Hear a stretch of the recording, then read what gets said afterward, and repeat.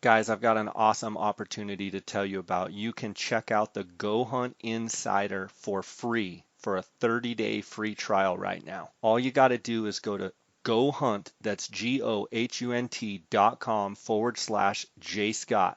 Look for the blue Start Your Free 30-day trial button and click there. This is by far the most valuable tool a Western hunter could give themselves. Insider changes how hunts and hunting information are found. When you go in the Insider, you'll be able to check out the Filtering 2.0 system. You'll also be able to check out the draw odds for each unit, for each animal, for each state. Go Hunt Insider has the best draw odds on the market as far as the most accurate. There's no one that gets as meticulous level of accuracy as Go Hunt Insider. You'll see there's complete coverage of 4,200 different profiles, every unit, every state, every species, every season, in-depth analysis, interactive maps, season trends, unit access, camping and lodging nearby, and historical weather. You'll also be able to see some of the additional benefits, the strategy articles on how to apply, let's say in Arizona for elk, for antelope, for deer. You can go in there and see how in-depth they get.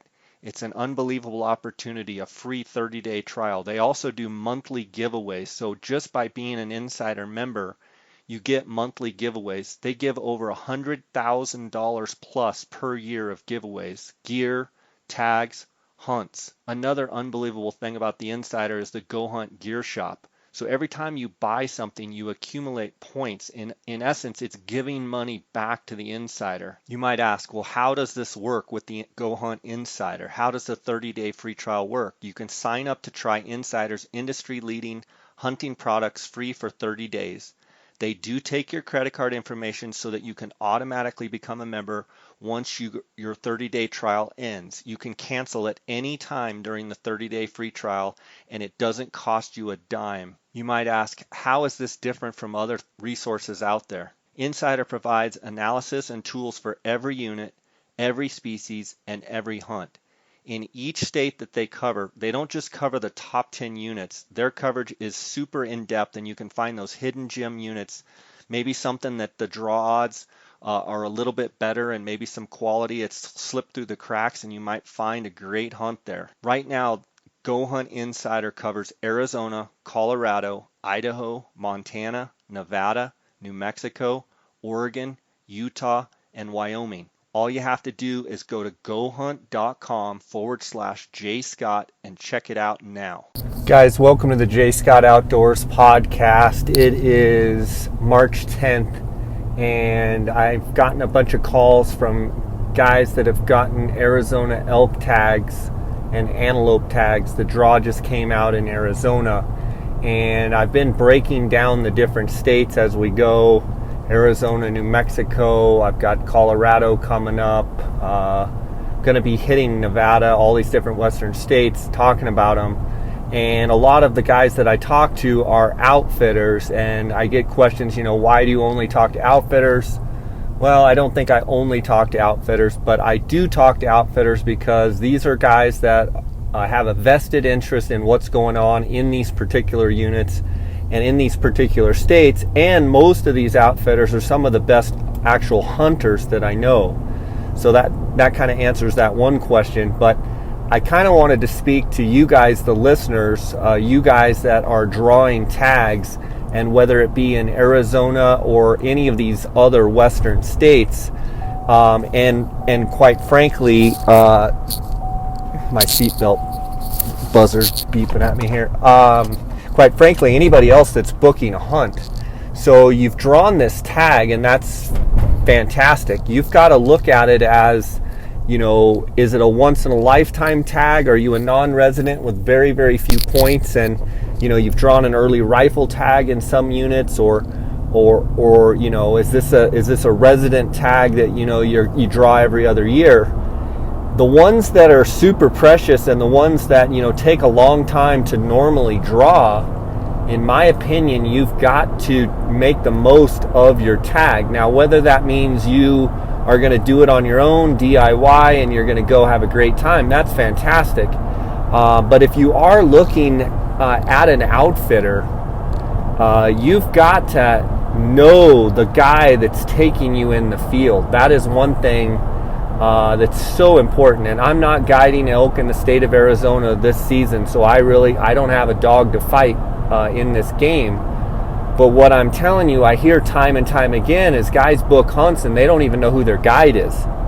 They're just booking with an outfitter service, and they're just, going willy-nilly, hoping that, they get someone that matches their personality or what have you. So the first thing I would tell you is, no matter who you are going to hunt with, you need to talk to that person. It's fine to talk to the outfitter and get a sense of who this person is. But if I'm going to hunt with someone, I want to call them myself, get to know them, introduce myself, make sure that their personality and their goals and motives for the hunt is the same as mine. And I think that's a mistake that a lot of people make when they're booking a hunt, is they don't even know who's guiding them.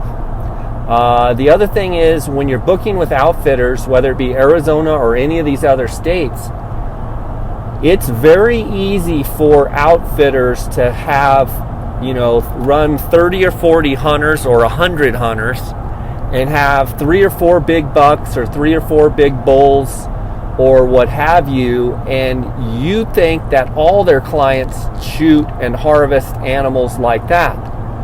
And that's not the case. A lot of times, there's people that didn't fill. There's people that had horror stories. There's people that, if you actually talk to their references and not, it's real easy, being an outfitter myself, it's real easy for me to give you references that I know that these people are going to call and they're going to give this guy a great review. It would be, why would I give you a reference of someone that's hunted with me that, thinks I'm a pile of crap? I'm not. So you got to keep that in mind as well when you talk to these references. And, I would try and get a sense of, who are you going with? What kind of character are these people? How good at guiding are they? How much time are they going to spend in your unit scouting, and how many times have they hunted in your unit? They've never even been in the unit, or they've actually never done a guided hunt in the unit. I mean, those are all red flags that pop up for me. Or you say, no, I've been going with the guy and he's actually guided 9 different bulls or 9 different bucks in this unit, and here has been his 9 hunters, and I got all 9 phone numbers. And I'm not saying that you necessarily have to call all 9 references, but dang sure you've got to get a really good sense of who are you going with and what kind of person are they. When the hunt gets tough and it's challenging and you've been knocked in the dirt, what are they going to do? Are they going to bounce back? Are they going to quit? Are they going to give up? And some of those things, what kind of character does the person that you're going with? Because quite frankly, you're spending a lot of money, and you want to make sure that you take advantage of not only your time, but the tag that you've drawn. So I've gotten a few calls over the weekend, and I thought I would just put a little rant out there to the guys that are drawing tags. Take these tags seriously. Elk tags, antelope tags in the state of Arizona, those do not come around very often. And, look at the price. Sometimes when a guy's super cheap, there's a reason he's super cheap. He's never had any other clients, or, that doesn't mean the most expensive guy is the best guy either. But, you kind of get what you pay for. And, everybody has to start out somewhere guiding. And I've been there. We've all been there. Anyone that's guided, you've always had your first guided hunt, or you've had your first year of guiding. And that's okay. That's perfectly okay. But they need to admit to you right up front, hey, this is my first year guiding. Here's what I've done as, helping people. Here's what I've done on my own personal tags. But if they are trying to hide that they've never guided in the unit, and this is their first guided hunt, those would send up red flags to me.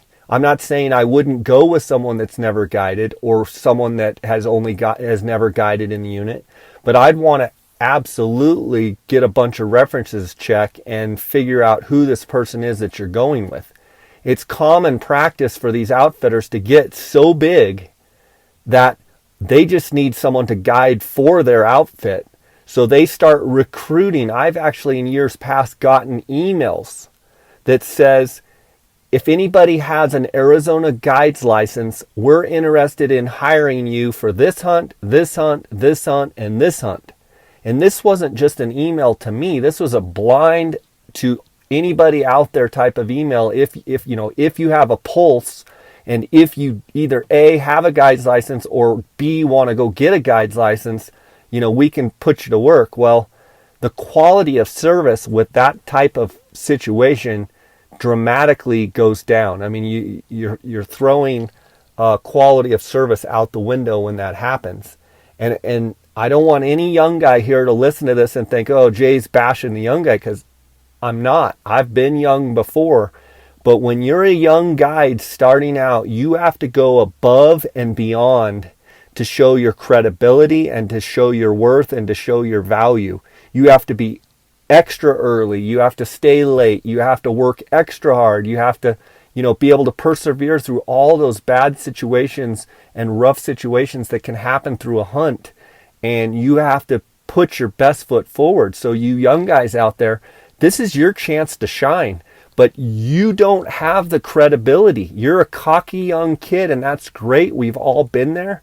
But you don't have the credibility. You don't have the years of experience that some of these other guides that have really worked through the years, through the good times and the bad. So you have to step up. And you young guys, you have to be the leaders. And you have to step up and make these opportunities for these hunters that are trusting you with their money. You have to make that hunt the best experience possible. The best guides I know are the ones that do everything they can to make the guy that pays them the money, the paying client, makes them feel the most comfortable. You have to be the guy that when your client misses an easy shot, you don't go back to camp or you don't go on social media and say, he missed the shot. I can't believe it. I put him right there and he missed it. Well, guess what? If your client misses the shot, that happens. But that means, in my mind, from my opinion, you as a guide probably did not put them in a situation enough to succeed. Your job is not to shoot an animal the way you would shoot it, offhand, running at 300 yards, you're a crack shot and blah, blah, blah. Your job is to take your client's weaknesses and don't expose his weaknesses. You're supposed to make him feel comfortable. You're supposed to put him in a situation to succeed. So, sorry for the little rant. It's just something I've been thinking about, and I hope all you young guys out there just, become the new leaders of tomorrow, and, try and push yourself to the limit of trying to be the best guide you can. When your client makes a mistake, when they walk slow, when they can't carry their backpack, when they can't carry their rifle, when their feet have blisters, you don't go back to camp and tell anybody about what happened. You keep that to yourself between you and your client, and you treat them with the most respect. You don't downplay what they've done. You build them up. You don't allow their weaknesses to be exposed. Even if it means that you don't look good, you soak that up. You be humble, and you don't shine a light on your client's weaknesses. You've got to embrace those weaknesses and turn them into positives, turn them into strengths. And that's the sign of a good guide. Guys, congratulations on drawing. We're going to be hitting Colorado, Montana, Nevada, a bunch of these other states. We're going to be talking to a bunch of different people, breaking down these draws, talking about gear and lots of other good stuff. Guys, I'm excited about one of the new sponsors of the J. Scott Outdoors podcast. Canyon Coolers is based right here in Arizona and makes premium roto-molded ice chests that work. The Outfitter Series coolers are made with near vertical exterior walls to fit snugly into tightly packed hunting rigs without a lot of wasted space. They come at a fraction of the cost of some of the big name brands. Canyon Coolers is a small operation. If you have a question, if you have a problem, you can pick up the phone and talk to a human being, not an answering service. Canyon Coolers offers the industry's only Vortex-like warranty, which is completely no fault, no hassle warranty for as long as you own the cooler. How can you beat that?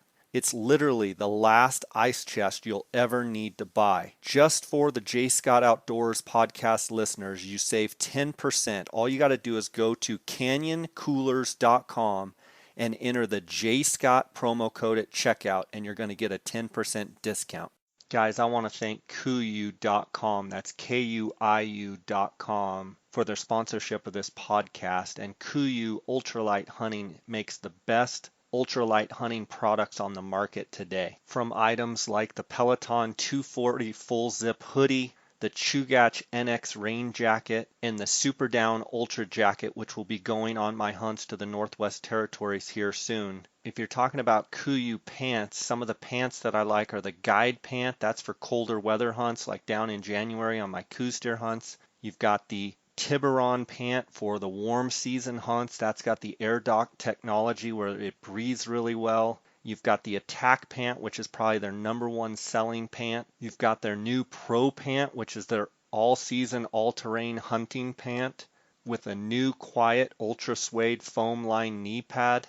It has 4-way stretch. It only weighs 19.6 ounces. It's got the Toray DWR water repellency. It's got the Toray Make Spec for odor control. Kuiu's rain gear is the best on the market in my opinion. I routinely wear the Chugach NX rain pant and rain jacket. I also have worn on some of the lower 48 hunts the Ultra NX rain pant and jacket. Some of the other pieces you've got to check out are the Peloton, which is their synthetic version, either the 130 zip-off bottoms or the 200 zip-off bottoms. They also make them in a 145 merino wool or a 210 zip-off bottom merino wool. These are so convenient. You can leave your boots on, you just drop your pants, unzip your long underwear, and you're off and running again. Another amazing product are the Tiburon shorts. If you see any of the pictures of me in the summer on my Instagram account, 99.9% of the summer I'm wearing Tiburon shorts on all my hiking, all my fishing excursions. It's got the air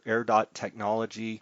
They breathe really well. They're very well fitted, and you guys should check them out. The Tiburon short, fantastic product from Kuiu Ultralight Hunting. Kuiu has an amazing selection of products from jackets and vests, pants and shorts, shirts and tops, footwear, accessories, lifestyle apparel. They have a wide range of packs from the Icon Pro to the Ultra. The sleep system, the Kuiu sleeping bag I use on all my hunts, and then the tents, the Mountain Star 2-person tent, the Storm Star tent, just phenomenal gear. Make sure to go to Kuiu, that's Kuiu.com, and check out all of the phenomenal gear that they provide.